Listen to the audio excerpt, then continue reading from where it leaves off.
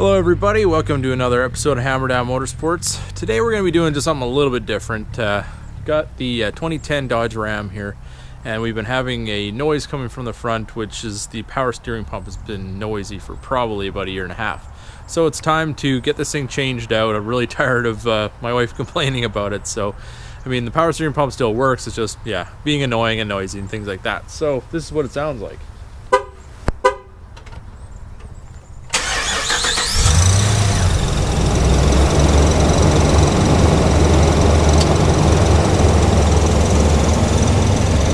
I don't know how well that's coming through. The truck is warm, but you can hear that. Yeah, it's pretty loud there now. But today we're going to be changing that out. So I'm going to give you the steps to changing a power steering pump on a 2010 Dodge Ram. I already drained out the reservoir. What I use for that is I've got this little pressure vessel here. It's got a hose that goes inside, and you just kind of pump that up, and then vacuum will suck the oil into the reservoir of the little pressure vessel here. And sucks all the oil out so you don't make a big mess. And what I did is I just put a little vice grip there on the hose just to keep the oil from spilling everywhere, and then use the spring clamp tool here to remove the spring clamp that holds the reservoir hose on. Now we're going to remove the pressure hose, which is a 16 millimeter. I pulled the Serpentine belt off first just to give us some room here. Free. And I've got a pan underneath this as well because I don't want to have any oil dripping all over the driveway. But I gotta say, like, the reason I had to do this another day is because I broke my tool installing the pulley on the new pump. So that pressure line just comes off just like that. Gonna put that off to the side.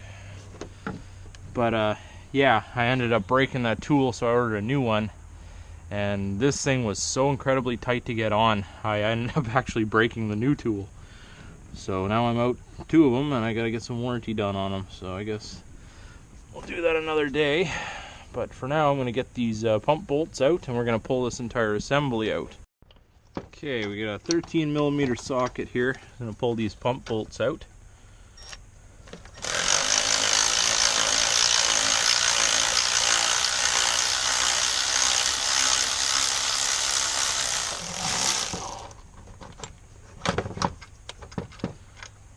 Slide them right through the pulley.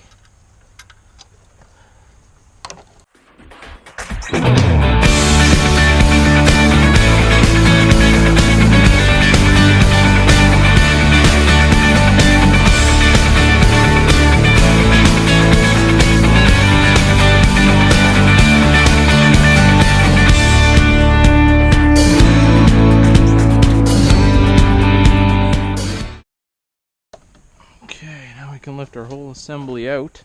Take it over to the truck here. As you can see a little bit better there, we can just remove the bolts just like that. You just kind of rotate the pulley as needed. And then we've got our new assembly here,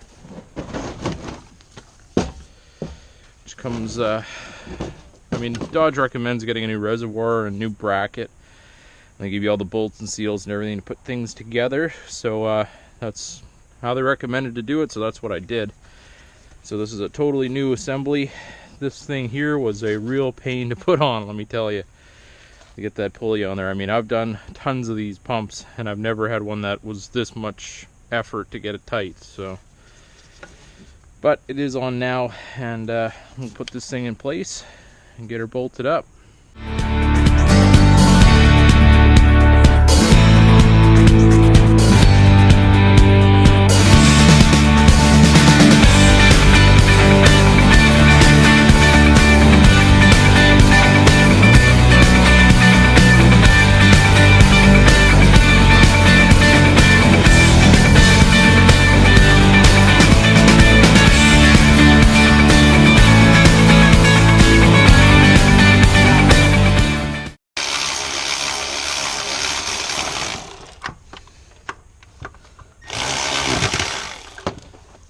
Okay, those are run up. now I'm just gonna go and get the torque wrench here, and we'll torque those to spec. Okay, 8mm bolt, we're looking at about 20 foot-pounds.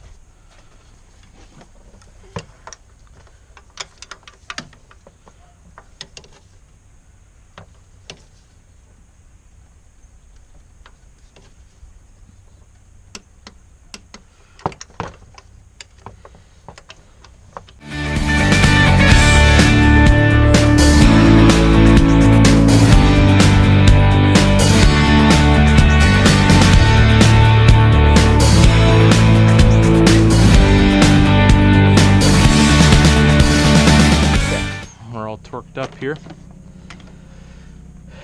Now what I'm going to do is I'm going to put the pressure line back on.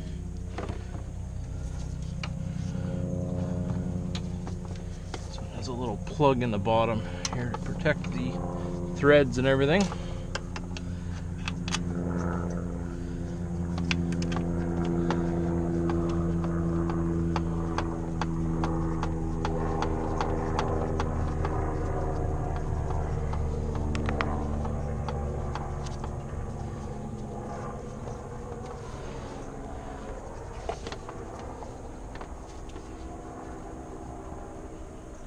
Okay, I've got to run in by hand, get this tightened up.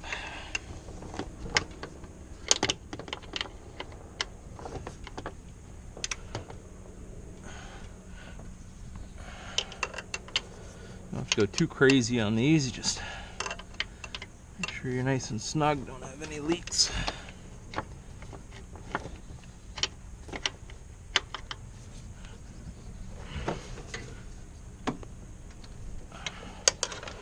Okay, now we're going to put the hose back on for the reservoir. This also has a shipping cap on it. Keep all the gunk and things out of there.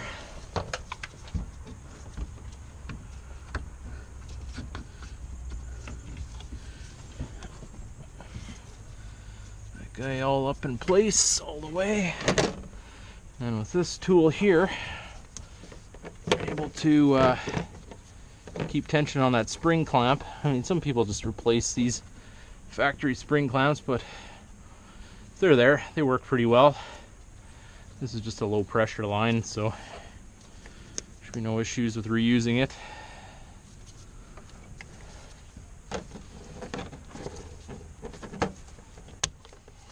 Release the tool. For everybody at home, this is how that works. It's got a little cable, and just kind of, as you squeeze the trigger, it locks into place, and you're able to remove those factory spring clips. So must-have tool if you do a lot of work on your own vehicles.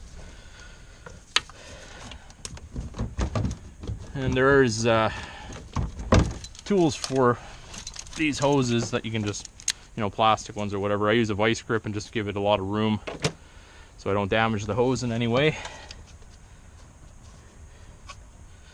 It's nice and in place. This hose is tight.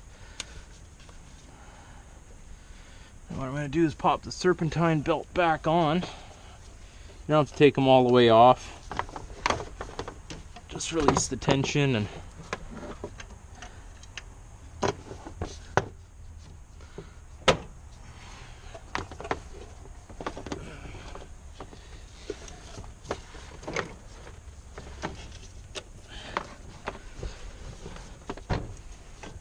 gotta watch your fingers. Don't ever put your fingers in between the pulley and that belt, because if your tool slips off or something like that, that's a good way to hurt yourself. But also these Serpentine belt tools, you can pick these up at any of your auto parts stores, things like that. You don't have to go to Snap-on for that. They're pretty cheap and inexpensive tool, and help you out a lot when it comes to jobs like this. A lot easier than getting a ratchet way down inside there. So now basically all we got to do, fill her up with fluid, and then I'll test it out. Most people all use, but we got the brake clean parts cleaner here, and this is a great thing to just clean off any excess oil or anything like that that might have gone on your hoses. Kind of give it a bit of a bath, and then I'll go down and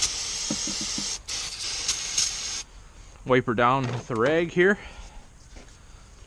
But it just sometimes you get oil in places that you didn't see and whatever else, so it just kind of gives you a bit of a backup there to dry that stuff up.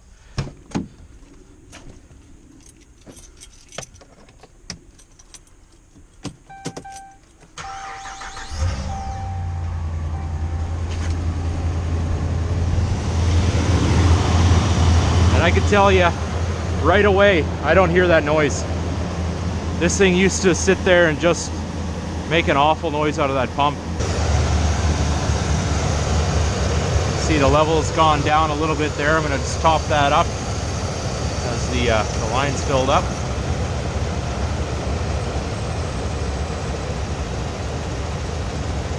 Yep, nice and quiet. This is exactly what you want to see. Yeah, just gonna top it up and basically just run your tires stop to stop with the steering wheel. Make sure the pump's working correctly and your fluid level's topped up, and that's all there is to it. Okay, there's one thing I did want to mention about the power steering pump change that we did today. On this particular truck, it was just a noisy pump. It was not a pump failure in any way. So if you did have a pump failure, like if the thing was completely gone or you had a lot of metal or silver and stuff like that in your oil, I would definitely recommend to do a power steering fluid flush before you run all that old garbage oil through your new pump. See, mine, the fluid was in perfect condition. It was just a faulty pump, I think, just maybe even from the factory or something like that, and it was just annoying noise. It was not a problem that was going to contaminate the oil or anything like that. So I just wanted to add that for the people at home.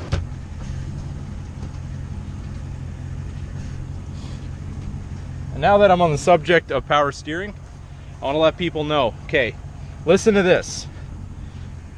You hear the pump working. When I hit that end there, you hear that hissing? That is the pump going over relief. Now, a power steering pump is like a very high pressure pump. Sometimes they're running like 1500, 1800 PSI, something like that. And when you hit the end of your, like on a rack steering system, you hit the end, it makes that sound, and that's your relief valve going off. And now when fluid is going over relief, you have something that's like 1500, 1800 PSI going through a very small orifice, and that's the sound you're hearing. And then what that does is it superheats the oil. So if you're in a parking lot and you hear that sound, you're all the way, you're holding it, and you do that for an extended period of time, you do burn your fluid. So what I do when I drive, if I hit that, I back off just a little bit, just to make that turn or whatever. You do not want to run that thing over relief all the time, because then you end up burning up your oil and you end up damaging the components in the steering system. So it's just a little tip for me, if you didn't know. It can save you some money down the road. I'd share with everybody quick here. This is the new tool that I bought for installing this pulley. And what I did is I put it down, not all the way, backed it off a little bit to make sure we had some clearance here on the end, like so we're not driving this into the pump. And I had the pulley stationary and was able to turn this down, and it still ended up breaking this off. It was just the last little bit that it had to move, and it broke the end of this tool off. And what I had to do is get the this is the stud that broke off inside the pump, and you can't leave that in there. You got to take that out. And what happens with these type of bolts, okay, what happens when a bolt breaks? It does not break off like perfectly. As you can see, we've got like a big chunk sticking out here, and a lot of times these are fairly hardened metal. And to get a drill bit to go on that uneven surface, a lot of times you can snap cheaper bits and dull your bits or whatever. So a tip for me is take a bigger drill bit, like one that's almost the size of it, and put a little bit of like a cutting compound or something like that, or something for lubrication. And you spray that on the end, and you stick your drill bit in, and you just kind of drill a little bit with a bigger bit. And what it'll do is it'll cut down all this rough edges and things like that, and you're going to end up with a like a point in the middle where you can get a smaller drill bit in. I mean, this one, it didn't go completely perfectly. It kind of went off to the side, but as you can see, like, it didn't damage the threads in the pump or anything like that. And what I did is I have a snap-on removal tool, and I used the drill bit for that, and that cut into there really nicely. But it actually, because it was at an angle, cut it a little bit too big for the removal tool. So what I did is I took a Torx socket that was pretty much the right size, just a little bit of resistance there, and I just pounded that in with a hammer.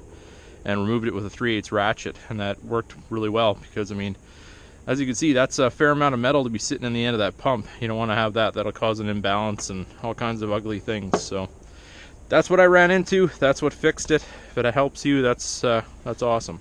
Buddy, 2010 Dodge Ram power steering pump, and it's a little bit of a different video. I just thought everybody'd kind of enjoy a little DIY video from me, seeing how I'm a professional mechanic and that's what I do for a living, and maybe I can help somebody out if they want to do this on a Saturday or something like that. It's definitely something that's very achievable. So as always, please like and subscribe and keep that hammer down.